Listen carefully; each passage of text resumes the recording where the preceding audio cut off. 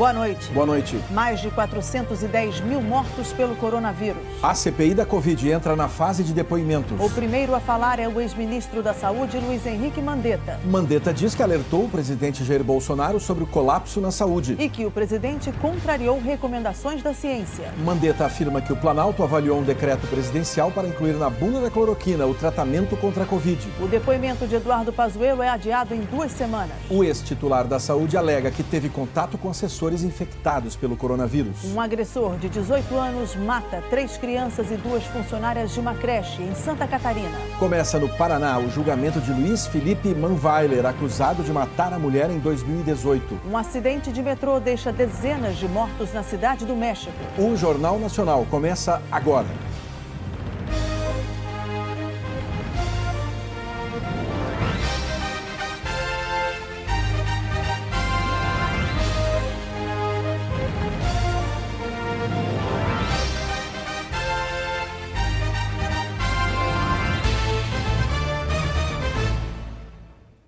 A CPI da Covid ouviu hoje o primeiro depoimento. O ex-ministro da Saúde, Luiz Henrique Mandetta, falou por mais de 7 horas. Ele disse que o presidente Jair Bolsonaro desprezou recomendações da ciência e que o Planalto tentou mudar a bula da cloroquina, medicamento que não tem eficiência contra o vírus. O ex-ministro Mandetta começou listando as medidas adotadas por ele nos 3 primeiros meses de enfrentamento da Covid, em que estava à frente do ministério, de janeiro a abril do ano passado. Citou a entrega a estados e municípios de 15 mil UTIs com respiradores e a aprovação pelo Congresso de uma lei com regras para aplicação da quarentena no país e com medida de isolamento social. Em seguida, passou a responder a perguntas. Primeiro, do relator da CPI, Renan Calheiros, do MDB. Mandetta foi demitido do ministério pelo presidente Jair Bolsonaro em abril do ano passado, por divergências no enfrentamento da pandemia. O relator quis saber que divergências foram essas. Primeiro, sobre a testagem. Mandetta disse que pretendia implantar testagem em massa, o que nunca aconteceu. Disparamos o processo de aquisição com todas as dificuldades, mas isso só foi recebido, só foi assinado o recebimento dos testes, já era o ministro subsequente, ministro Taishi, e depois eu soube que os testes não foram, esta estratégia não foi utilizada. Renan também perguntou como o presidente Bolsonaro reagia ao tratar da previsão de doentes e mortes pela Covid. Qual foi a reação do presidente diante da sua estimativa? Teve reação? Olha, senador Renan, todas as vezes que a gente explicava, conversava, isso às vezes no ambiente do Conselho de Ministros, eu não era uma voz solitária no governo, não. Eu tinha a concordância de um número enorme de pessoas. O presidente, no mais das vezes, ele compreendia. Mas passavam-se 2, 3 dias, ele voltava para aquela situação de quem não havia, talvez, compreendido, acreditado, apostado naquela via. Era uma situação dúbia. Luiz Henrique Mandetta revelou à CPI que, em março do ano passado, a menos de um mês de deixar o Ministério da Saúde, ele entregou uma carta ao presidente Bolsonaro, alertando sobre a gravidade da situação. Mandetta disse que tentava convencer o presidente a mudar o posicionamento e adotar medidas baseadas na ciência para combater a pandemia. Na carta entregue à CPI, Mandetta afirmava: em que pese todo o esforço empreendido por esta pasta para a proteção da saúde da população e preservação de vidas, as orientações e recomendações não receberam apoio deste governo federal, embora tenham sido embasadas por especialistas e autoridades em saúde nacionais e internacionais, quais sejam o isolamento social e a necessidade de reconhecimento da transmissão comunitária. E fazia uma previsão: uma vez que a adoção de medidas em sentido contrário poderá gerar colapso do sistema de saúde e gravíssimas consequências à saúde da população. Diante dos senadores, Mandetta disse que havia uma grande diferença entre ele e o presidente Bolsonaro sobre a questão do isolamento e o uso da cloroquina, medicamento que, segundo a ciência, não tem eficácia contra a Covid. Como, segundo o ex-ministro, o presidente não seguia suas recomendações, supunha que tenha sido orientado por outras pessoas. Que havia, por parte do presidente, um outro olhar, uma outra decisão, um outro caminho que ele decidiu do seu convencimento, não sei se através de outros assessores, de pessoas que não estavam ali no Ministério da Saúde, mas do Ministério da Saúde nunca houve um assessoramento naquele sentido de embasar aquelas medidas, pelo contrário, era muito constrangedor até para o ministro da Saúde poder ficar explicando se nós estamos indo por um caminho e o presidente estava indo por outro. Mandetta afirmou que o filho do presidente, vereador Carlos Bolsonaro, participava de reuniões da presidência para discutir o combate à pandemia e que, numa dessas reuniões, viu que havia sobre a mesa uma proposta de mudar a bula da cloroquina para dizer que o medicamento era adequado ao combate à Covid. Eu, por exemplo, testemunhei várias vezes reunião de ministros onde o filho do presidente, que é vereador no Rio de Janeiro, estava sentado atrás, tomando as notas da reunião. Eles tinham constantemente reuniões com esses grupos dentro da presidência. Eu tive dentro do Palácio do Planalto quando me fui informado, após uma reunião, que era para eu subir para o 3º andar, porque tinha lá uma reunião de vários ministros e médicos que iam propor esse negócio de cloroquina, que nunca eu havia conhecido. Quer dizer, ele tinha um assessoramento paralelo. Nesse dia que havia sobre a mesa, por exemplo, um papel não timbrado de um decreto presidencial para que fosse sugerido daquela reunião que se mudasse a bula da cloroquina na Anvisa, colocando na bula a indicação de cloroquina para coronavírus. E foi, inclusive, o próprio presidente da Anvisa, Barra Torres, que estava lá, que falou isso. Não, e o ministro Jorge Ramos falou, não, isso daqui não é nada da lavra daqui, isso é uma sugestão, mas é uma sugestão de alguém pensou, se deu ao trabalho de botar aquilo num formato de decreto. Essas fotos distribuídas pelo próprio Palácio do Planalto mostram Carlos Bolsonaro na mesa principal. Nessa reunião do presidente com governadores do Nordeste, em 23 de março de 2020, faltou lugar na mesa para alguns ministros, mas não para o vereador, filho de Bolsonaro. O segundo a perguntar foi o vice-presidente da CPI, Randolfo Rodrigues, da Rede. Ele quis saber quem no governo dificultou mais o trabalho de combate à pandemia. Mandetta citou o então ministro das Relações Exteriores, Ernesto Araújo, e outro filho do presidente. Eu tinha um Ministério de Relações Exteriores que eu precisava muito porque eu era dependente de insumos que estavam na China, insumos que eu tinha que trazer para dentro do Brasil.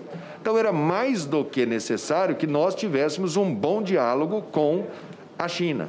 Então eu tinha dificuldade com o ministro de Relações Exteriores. O outro filho do presidente, que é deputado, Eduardo, ele tinha rotas de colisão com a China através de Twitter, um mal-estar. Eu fui até um certo dia ao Palácio do Planalto, eles estavam todos lá, os 3 filhos do presidente e mais assessores, que são assessores de comunicação. Disse a eles, olha, eu preciso conversar com o embaixador da China, eu preciso que ele nos ajude. Pedi uma reunião com ele, posso trazer aqui? Não, aqui não. Eu ia trazer acabei fazendo por telefone, eu ia fazer essa reunião na OPAS, que é um mecanismo internacional. Randolph também perguntou se o Brasil poderia ter evitado a tragédia que o país vive hoje e se sofreu pressão do presidente Bolsonaro. Se o Ministério da Saúde foi pressionado, a primeira pergunta, não. Ele foi confrontado, ele foi publicamente confrontado. E isso dava uma informação dúbia à sociedade. O objetivo do Ministério da Saúde era dar uma informação, o presidente dava outra informação. A tragédia, sim, o Brasil podia mais, o SUS podia mais, a gente poderia mais, poderíamos estar vacinando já desde novembro do ano passado. E essa campanha, o Brasil não pode parar, eu me lembro que isso daqui apareceu e saiu muito rápido. O senador Tasso Gereissati, do PSDB, quis saber se Mandetta deixou claro para o presidente Bolsonaro as consequências de o Brasil não seguir o que estava sendo feito em outros países. Ele tinha consciência que, não adotando as posições científicas aceitas mundialmente, as consequências poderiam ser uma mortandade em enorme escala no Brasil. O senhor, Vossa Excelência, alertava ele qual era a consequência da não obediência a esses ditames internacionais. Mandetta respondeu que apresentou ao presidente uma avaliação que previa a morte de 180 mil pessoas até o fim de 2020. Alertei sistematicamente, inclusive fazendo as projeções. A projeção de 180 mil óbitos até 31 de dezembro, na verdade, nós tivemos 191 mil, nós erramos por 11 mil. Eu dei por estado e por cidade. Os senadores governistas tentaram apontar problemas na gestão de Mandetta. Ciro Nogueira, do Progressistas, questionou se Mandetta orientou a população a só procurar atendimento médico em situações mais graves. Segundo os governistas, a medida é danosa porque impede atendimento no início dos sintomas. Ciro Nogueira leu a pergunta. Em sua gestão, o senhor chegou a recomendar que as pessoas com sintomas leves da doença não procurassem atendimento médico. Elas deveriam permanecer em casa, e é uma frase até um pouco difícil de pessoas que querem acreditar na ciência. Fazendo orações, tomando chá e canja de galinha. O hospital ou posto de saúde somente deveria ser procurado em caso de febre alta ou desconforto respiratório. Senador Ciro Nogueira, ontem eu recebi essa pergunta exatamente nessa íntegra do ministro Fábio Farias. Acho que ele inadvertidamente mandou para mim a pergunta. Quando eu ia responder, ele apagou a mensagem. Então, vou responder para o senhor, mas também para o meu amigo, que foi parlamentar comigo, ministro Fábio Faria. Olha, quando a gente tem uma doença viral, você tem alguns princípios. Os princípios primeiros temos vacina? Não temos. Temos medicamento retroviral? Não temos. Como vamos conduzi-la? Vamos observar o paciente, vamos vê-lo, vamos cuidar desse paciente. Ontem, até por conta desta pergunta, eu fui ver qual era a recomendação da Organização Mundial da Saúde e do Ministério da Saúde ontem. Ela é exatamente, entre em contato com o seu provedor de saúde imediatamente se você sentir os sinais de perigo. Dificuldade de respirar, perda da capacidade de fala, confusão, dor no peito. De cada 100 pessoas, senador, 85 vão evoluir bem. O líder do governo, Fernando Bezerra, do MDB, defendeu Bolsonaro. Eu sei que Vossa Excelência vai ter muita dificuldade para poder provar dolo, intenção, má-fé em relação às ações do governo brasileiro. O governo brasileiro pode ter tido falhas, pode ter cometido equívocos, pode ter mal avaliado, mas nós vamos assistir, no curso desse ano, as iniciativas se provarem acertadas. Eu não tenho dúvida nenhuma que logo, logo, tanto o Butantan quanto a Fundação Bill Manguinhos vai nos dar a tão sonhada autonomia para a produção da vacina aqui no Brasil. No final da sessão, Mandetta disse que a segunda onda poderia ter sido menor ou até mesmo evitada. Teremos feito muito melhor, senadora. Essa segunda onda que nós estamos passando, ela é o ápice desse tipo de decisão tóxica, equivocada. Se tivéssemos tido a oportunidade de dar exemplo, de fazer uma coisa que chama-se educação em saúde, promoção em saúde, que ela é feita não só pelo ministro, não só pelo presidente, mas ela é feita pelos ídolos, pelos atletas, assim que nós fazíamos, por exemplo, vacina do Zé Gotinha, era o Ronaldinho, eram os... Utiliza-se do que o país tem de melhor para unir. Eu acredito que teríamos tido uma onda muito menor. E, principalmente, se tivesse equipe técnica, tinha adquirido a vacina, essa segunda onda não teria acontecido. Ela teria sido suprimida por vacinas. A assessoria do ministro Fábio Faria disse que ele fez a sugestão de pergunta lida pelo senador Ciro Nogueira e que publicou nas redes sociais o mesmo questionamento. Nós procuramos o Palácio do Planalto para comentar a declaração do ex-ministro sobre a entrega da carta, mas não tivemos retorno. Também estava previsto para hoje o depoimento do ex-ministro Nelson Tait, que acabou sendo reagendado no lugar de Eduardo Pazuello. O depoimento do ex-ministro da Saúde, Eduardo Pazuello, estava marcado para amanhã. Mas logo no início dos trabalhos de hoje da CPI, já circulava entre os senadores a informação de que Pazuello iria faltar. A confirmação veio do presidente da CPI, senador Omar Aziz, do PSD. Ele afirmou ter recebido uma ligação do general Paulo Sérgio Nogueira de Oliveira, comandante do Exército. O ministro Pazuello teve contato com dois coronéis auxiliares dele esse final de semana que estão com Covid. Segundo a informação que eu tenho, ele vai entrar em quarentena e não virá depor amanhã. Essa é a informação. Não é oficial, é extraoficial. Mas já falaram com você? Não, já conversaram comigo sobre isso. Só que eu disse que tem que mandar. O cuidado de Pazuello difere da atitude adotada em outros momentos, inclusive na época em que era ministro da Saúde. Em outubro do ano passado, quando estava com Covid, recebeu o presidente Jair Bolsonaro no hotel do Exército. Os dois sem máscara e sem distanciamento. Na semana passada, o ex-ministro desrespeitou um decreto do governo do Amazonas e entrou em um shopping de Manaus sem usar máscara. A fotógrafa Jaqueline Bastos publicou as imagens numa rede social e afirmou que Pazuello circulou pelo shopping com o rosto descoberto até o momento em que uma mulher entregou a ele uma máscara.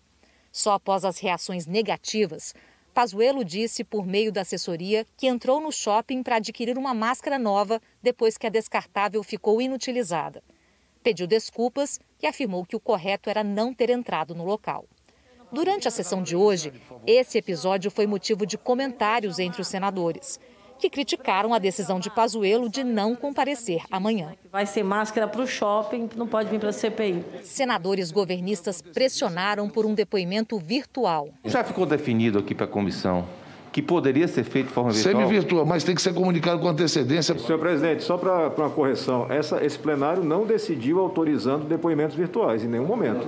Logo depois, o presidente da CPI se corrigiu e confirmou que o depoimento teria de ser presencial. Se o ministro Pazuello está de quarentena, não tem problema de esperar 14 dias para ele vir aqui, porque ele não tem problema. Você está me entendendo? Mas será presencial.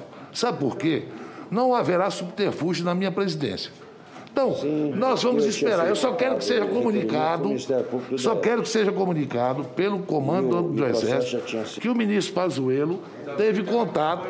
O líder do governo seguiu insistindo pelo depoimento virtual. Existiria por parte da maioria da CPI impedimento para ser remoto? Existe. Um depoimento virtual é sempre considerado menos desgastante do que ficar frente a frente com os senadores.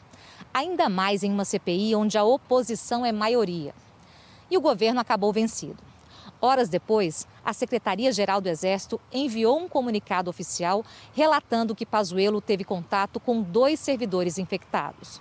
No documento, que não traz nenhuma comprovação de testes positivos dos auxiliares, o próprio Pazuello sugere que o depoimento poderia ser feito na mesma data, hora da audiência prevista anteriormente, alterando para a forma remota, ou adiar o referido depoimento para um outro momento mais oportuno, a ser definido pela própria comissão.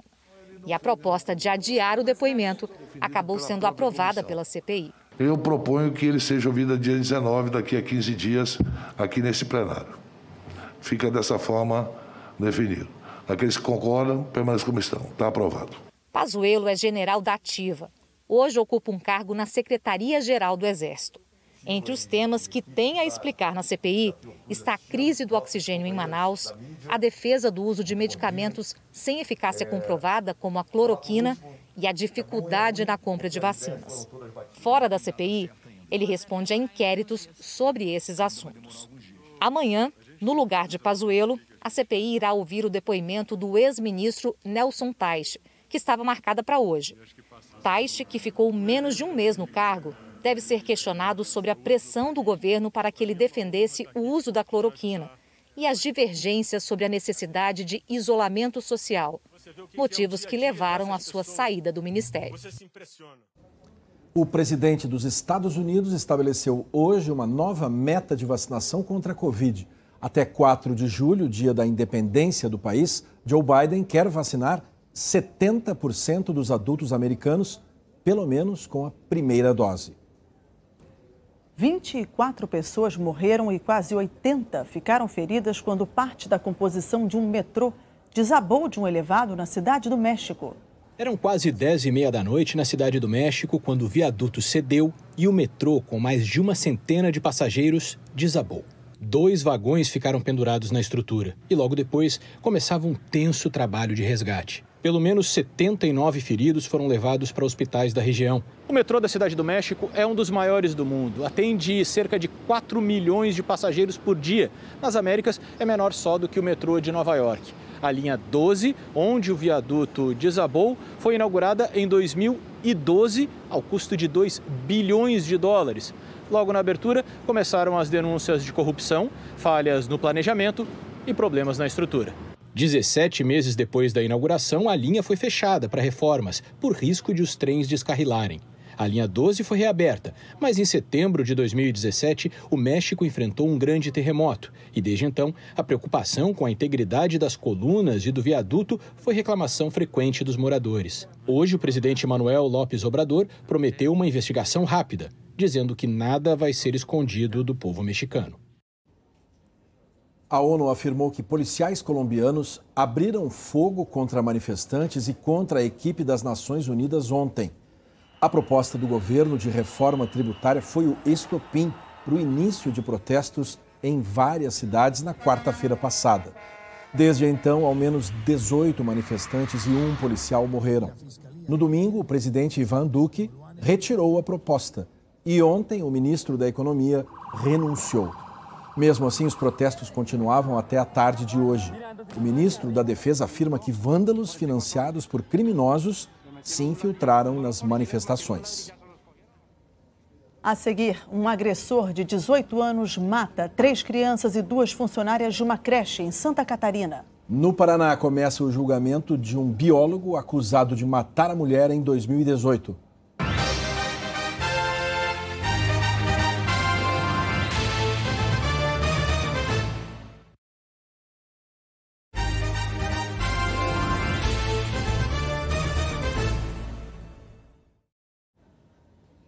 Um agressor de 18 anos invadiu hoje uma creche no interior de Santa Catarina. Com uma faca e uma adaga, o homem matou 3 crianças e 2 funcionárias. A pequena cidade de Saudades, no oeste de Santa Catarina, viveu um dia de terror. A Aline mora em frente à creche e é professora de lá. Eu estava dentro de casa, eu escutei gritos de pedido de socorro, eram muito fortes. Então eu saí para fora, daí eu vi as meninas, minhas colegas, pedindo socorro e ligar para a polícia. Então as meninas começaram a trazer os feridos para fora e eu consegui levar um menino para o hospital, mas ele estava bem ferido. Então é muita tristeza, não tenho nem palavras porque eu perdi colegas, né? Então...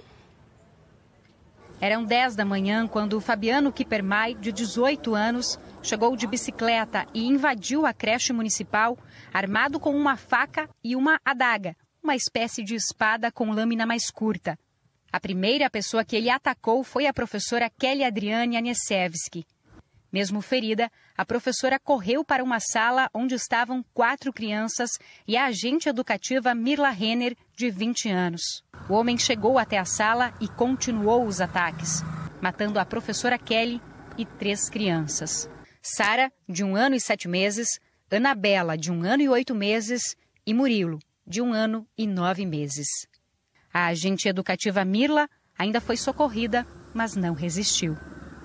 Muito educada, ela tinha muito como prioridade ter as pessoas que ela ama perto, ela era uma pessoa muito querida. O único sobrevivente que estava na sala tem 1 ano e 8 meses. A criança teve cortes no rosto e um pulmão perfurado e passou por uma cirurgia. A creche Aquarela atende 80 bebês de até 2 anos de idade. Hoje, 20 deles estavam lá com 5 professoras. Colegas de trabalho contaram à professora Aline que se trancaram com as crianças. Minha amiga, ela trabalha com a turma dos bebezinhos bem pequenos, então elas viram que estava acontecendo alguma coisa, elas conseguiram levar todos para o fraldário e uma prof conseguiu segurar a porta, ele tentou abrir, mas daí no fim ele acabou desistindo, elas começaram a fechar as janelas para tentar se proteger. Quando a polícia chegou, os vizinhos já tinham rendido o assassino. Ele tentou se matar, foi levado para um hospital e passou por uma cirurgia. Os policiais encontraram as embalagens das armas na casa dele. O material tinha sido comprado pela internet. O delegado diz que o agressor não tem registro criminal. A polícia já começou a ouvir testemunhas.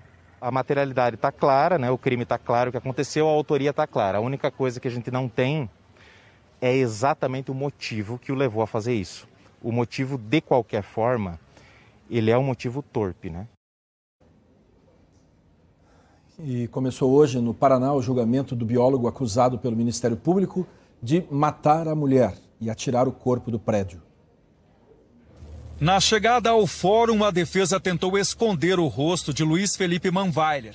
Familiares e amigos de Tatiane Spitzner colocaram flores nas grades num protesto contra a violência.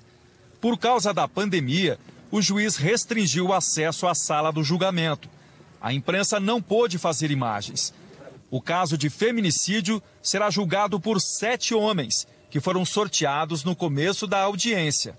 Em julho de 2018, Tatiane Spitzner foi agredida várias vezes pelo marido, dentro do carro, na garagem do prédio e no elevador.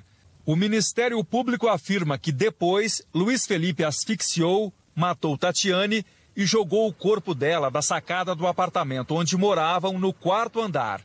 O biólogo nega e diz que a mulher se jogou da sacada. Laudo da perícia aponta que Tatiane morreu por asfixia mecânica causada por esganadura. Todo o comportamento dele antes e após o fato e os laudos que comprovam qual foi a causa da morte, para nós são provas seguras de que ele deve ser condenado. Ao todo, devem ser ouvidas 17 testemunhas. A primeira foi o delegado do caso, Bruno Maciosek. Ele afirmou que as imagens e os depoimentos são fortes indícios de homicídio. Os advogados de Luiz Felipe afirmam que houve falhas na investigação e nos laudos oficiais. Eu tenho a prova segura de que Manweiler, ele errou quando bateu, mas não matou. E a prova é científica, a prova é testemunhal e tudo isso vai ser colocado ao conselho de sentença. O julgamento deveria ter acontecido em fevereiro, mas foi adiado depois que os advogados do réu abandonaram o plenário, alegando o cerceamento da defesa. Luiz Felipe Manweiler responde por feminicídio com emprego de asfixia, meio cruel e fraude processual. Ele está preso há 2 anos e 9 meses. A previsão é de que o julgamento dure mais 2 ou 3 dias.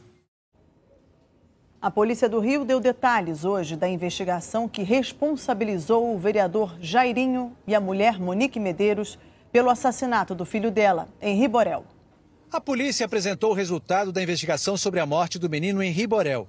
A investigação ela está tecnicamente convencida, tá?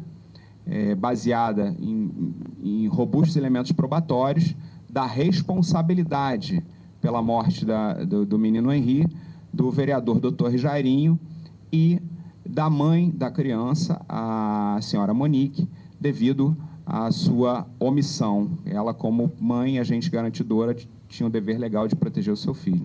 A polícia indiciou o vereador Jairinho por homicídio duplamente qualificado por emprego de tortura e meio que impossibilitou a defesa da vítima, além de outros 2 casos de tortura. Monique Medeiros foi indiciada por homicídio duplamente qualificado e tortura por omissão. No relatório final, a polícia apresenta novas provas. Uma conversa da babá Tainá Oliveira com o namorado revela gritos e choro do Henri durante uma agressão que a criança sofreu no dia 2 de fevereiro. A babá escreve: "Eu tô apavorada, família de doido real. A criança vai ficar perturbada." O namorado pergunta: "O que houve?" A babá responde: "O menino estava no quarto chorando comigo, querendo a mãe. Nisso entra o doido", se referindo, segundo a polícia, ao vereador Jairinho. A babá diz que ouviu Henri gritando: "Prometo", e que Jairinho deveria estar falando para o menino prometer que não iria contar para ninguém. Nesse outro diálogo, 5 dias antes da morte de Henri, a babá conta ao pai que Jairinho agrediu a mulher e que Monique ameaçou expulsar Jairinho de casa. O Jornal Nacional teve acesso com exclusividade a mensagens recuperadas nos telefones apreendidos com o casal no dia da prisão.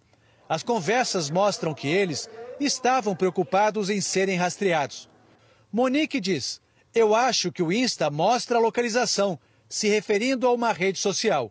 Será que conseguem localizar a casa onde dormimos? Jairinho responde que o sinal estava ruim no local onde Monique estava. Os investigadores dizem que o casal se escondeu na casa de uma tia de Jairinho, onde eles foram presos.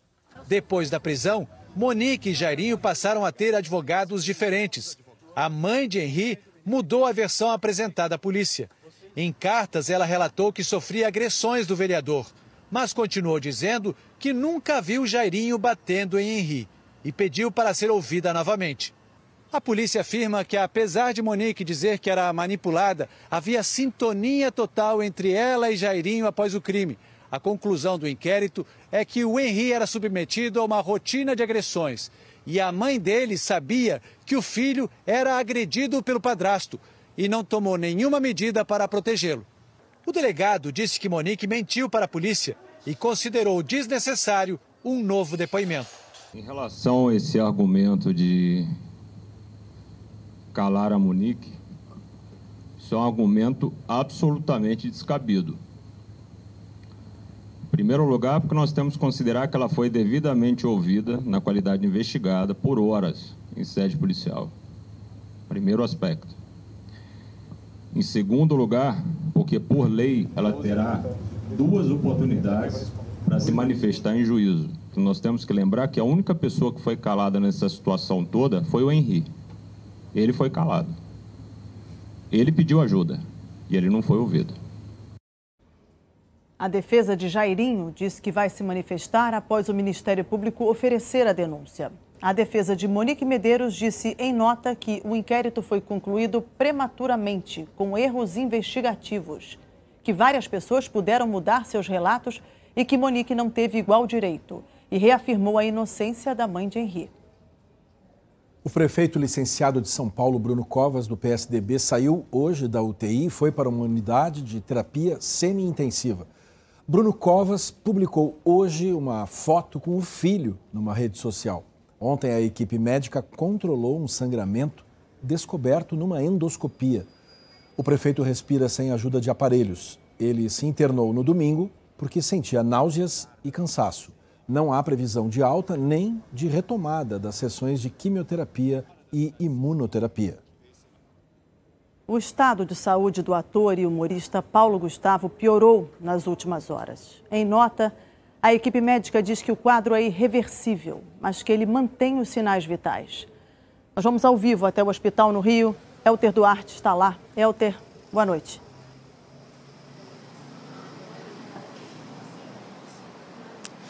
Mariana, nesse boletim os médicos dizem que após a constatação da embolia gasosa que se espalhou pelo corpo do ator Paulo Gustavo, o estado de saúde dele vem se deteriorando de forma importante. Os médicos ressaltam que, apesar do estado de saúde, apesar disso ser irreversível, Paulo Gustavo se encontra ainda com sinais vitais presentes.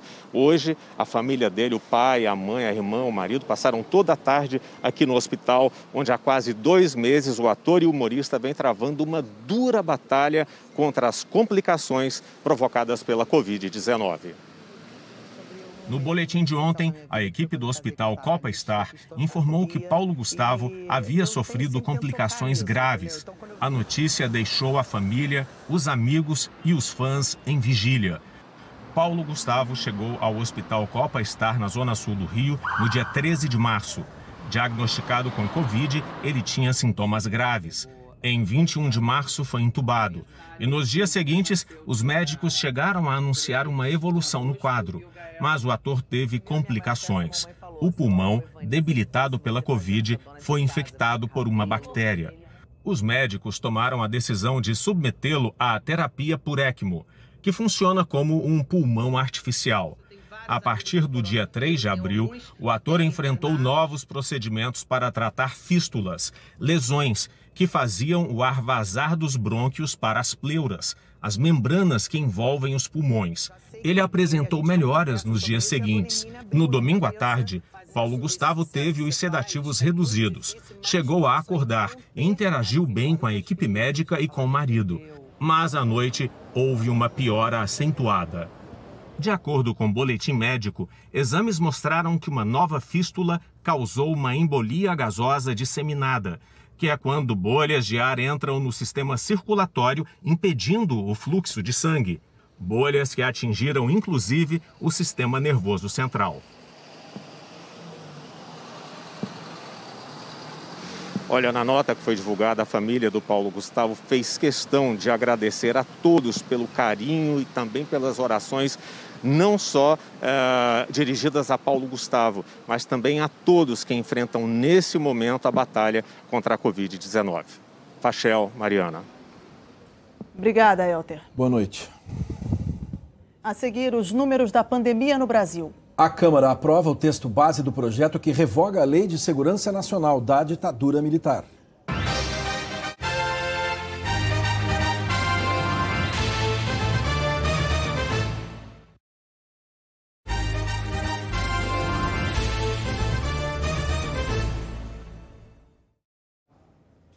O relator da reforma tributária, deputado Aguinaldo Ribeiro, apresentou hoje o parecer dele sobre a proposta. A comissão voltou a se reunir depois de 5 meses parada. Ela foi criada para consolidar 3 propostas que já estavam sendo analisadas pelo Congresso. Uma da Câmara, uma do Senado e outra enviada pelo governo. O relator apresentou o texto por videoconferência.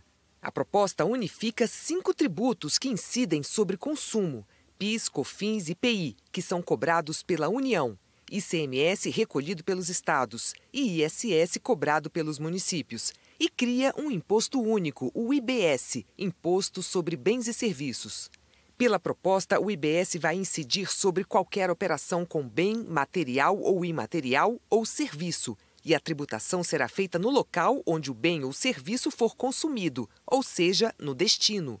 A alíquota do IBS não foi definida no texto. A proposta mantém regimes especiais de tributação como a Zona Franca de Manaus e o Simples Nacional.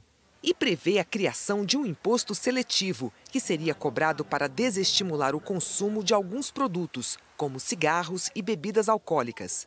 O relator afirmou que a reforma traria efeitos positivos para a economia do país. Por todas essas razões, acreditamos na importância e na oportunidade única de trabalharmos para promover uma verdadeira reforma da nossa estrutura tributária, de forma a tornar o modelo mais simples, justo e eficiente. Pela proposta, as empresas podem abater o imposto que foi cobrado nas fases anteriores da cadeia produtiva, o que favorece a indústria. Mas o setor de serviços, que não tem uma cadeia muito longa e tem gasto elevado com a folha de salários, sai prejudicado. O setor de serviços é o que tende a ser mais negativamente afetado, a princípio, pela proposta de reforma tributária. Porque hoje no Brasil a gente tem um sistema em que existem alíquotas diferentes para cada tipo de bem ou serviço. Como os produtos hoje são mais tributados do que os serviços, a partir do momento que você unifica, os bens tendem a ficar mais baratos e os serviços a ficar mais caros. Um serviço, por exemplo, de saúde pode vir a ficar mais caro com a reforma tributária. Essa reforma tributária apresentada hoje é mais ampla, vai contra a proposta apresentada pelo governo, que inicialmente unificava apenas impostos federais. O Ministério da Economia também defende mudanças no imposto de renda e a criação de uma contribuição nos moldes da antiga CPMF sobre transações financeiras. Mas esses 2 pontos não foram incluídos no texto. A Câmara dos Deputados aprovou o projeto que revoga a Lei de Segurança Nacional da época da ditadura militar.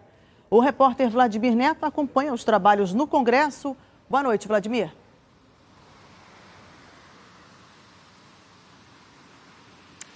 Boa noite, Mariana, Fachel, boa noite a todos. A Lei de Segurança Nacional foi criada em 1983, finalzinho da ditadura militar. Mas dados da Polícia Federal obtidos por meio da Lei de Acesso à Informação mostram que este ano já foram instaurados pelo menos 8 inquéritos com base na Lei de Segurança Nacional. Desde o começo do governo Bolsonaro, foram mais de 80. Bom, o texto do projeto aprovado hoje na Câmara revoga a Lei de Segurança Nacional e define no Código Penal diversos crimes contra o Estado Democrático de Direito. Por exemplo, atentado à soberania do país, espionagem, golpe de Estado, interrupção do processo eleitoral, comunicação enganosa em massa, sabotagem e atentado ao direito de manifestação, entre outros. As penas previstas variam de 1 a 12 anos de prisão, mas a pena pode ser aumentada em até 1/3 se o crime for cometido com violência ou arma de fogo ou por funcionário público. Se for um militar, a pena aumenta em até 50% com perda do posto. O projeto também define que não é crime contra o Estado Democrático de Direito manifestações como protestos, passeatas, greves e nem a atividade jornalística. Agora que os deputados concluíram a votação, a proposta segue para análise do Senado. Mariana, Fachel. Obrigada, Vladimir. Boa noite. A Câmara instalou hoje uma comissão especial para discutir mudanças na lei eleitoral. O deputado Luiz Tibé do Avante foi eleito presidente e a deputada Renata Abreu do Podemos vai ser a relatora. Inicialmente, a comissão discutiria apenas uma proposta que proíbe a realização de eleições em data próxima a feriado nacional. Mas deputados incluíram no texto outros temas. Entre eles estão mudanças na cláusula de barreira, que estabelece um número mínimo de votos para que os partidos tenham acesso ao fundo partidário, e o chamado distritão, que muda o sistema de eleição dos deputados e é duramente criticado por especialistas por reduzir o papel dos partidos. Como se trata de mudança na Constituição, depois da comissão, a proposta ainda tem que passar por 2 votações nos plenários da Câmara e do Senado. De volta à pandemia, o Brasil registrou hoje 411 mil mortos pela Covid, segundo os dados reunidos pelo consórcio de veículos de imprensa. Alan Severiano, boa noite. Boa noite, Mariana, Fachel, boa noite a todos. Nas últimas 24 horas foram registradas 3.025 mortes por Covid no país. Já são 411.854 vítimas da doença. De ontem para hoje foram 69.378 novos casos confirmados e assim o total chegou a 14.860.812. A média de casos continua em estabilidade. São, em média, 59.182 novos casos por dia, 7% a menos do que 2 semanas atrás. Já a média de mortes está em 2.361 por dia. Ela é a menor desde 25 de março, mas ainda num patamar muito alto, né? Depois de 3 dias em queda, ela voltou ao limite da estabilidade, com redução de 15%. No mapa agora, a situação nos estados. Mais uma vez, o único com alta na média de mortes, em vermelho, é Pernambuco. 11 estados estão em estabilidade, em amarelo. E em azul, com queda, estão o Distrito Federal e 14 estados. Agora, os números da vacinação. De ontem para hoje, 564.791 pessoas tomaram a primeira dose no Brasil. E outras 444.724 receberam a segunda dose. Assim, o total de vacinas aplicadas nas últimas 24 horas passou de 1.009.515. O total de vacinados com a primeira dose no país chegou a 32.881.298, o que dá 15,53% da população. 16.723.761 pessoas também receberam a segunda dose, ou 7,9% da população. Agora eu vou convidar você a acompanhar essas 2 linhas aqui no gráfico. A linha amarela é a média diária de aplicação da primeira dose. Olha só, em 1º de março, a média era de 112 mil vacinas por dia, no Brasil, né? A média foi subindo, chegou ao pico, olha só, no dia 1º de abril, né? 644.246 primeiras doses por dia. E de lá para cá, essa média, olha só pela linha amarela, ela vem caindo. Já a linha azul é a média de aplicação da segunda dose. Ela foi subindo e no dia 20 de abril ultrapassou a média da primeira dose. O pico dessa segunda dose, a linha azul, foi na quinta-feira passada, dia 29 de abril, esse número aqui, 541.976 doses de média. Agora as curvas mostram que as 2 médias vêm caindo nos últimos dias. O epidemiologista Pedro Alau, da Universidade Federal de Pelotas, disse que isso mostra que tem pouca vacina no país, provocando uma desaceleração no ritmo da vacinação, com menos gente recebendo a primeira dose. Carla Domingues, que é ex-coordenadora do Programa Nacional de Imunizações, concorda. Ela me disse que se o Brasil tivesse mais doses, teria capacidade para aplicar de 1,5 milhão a 2 milhões de vacinas por dia. Hoje, 25 estados do Distrito Federal atualizaram dados da vacinação. Em azul escuro, os com maior percentual da população vacinada com a primeira dose. Os 5 que mais aplicaram até agora foram Rio Grande do Sul em primeiro, depois Mato Grosso do Sul, Espírito Santo, São Paulo e em quinto a Bahia. Em g1.com.br/coronavírus você encontra os dados do seu estado e outras informações sobre a vacinação. Mariana Fachel. Obrigada, Alain. Boa noite, Alain. O Jornal Nacional termina aqui. Até amanhã. Até amanhã.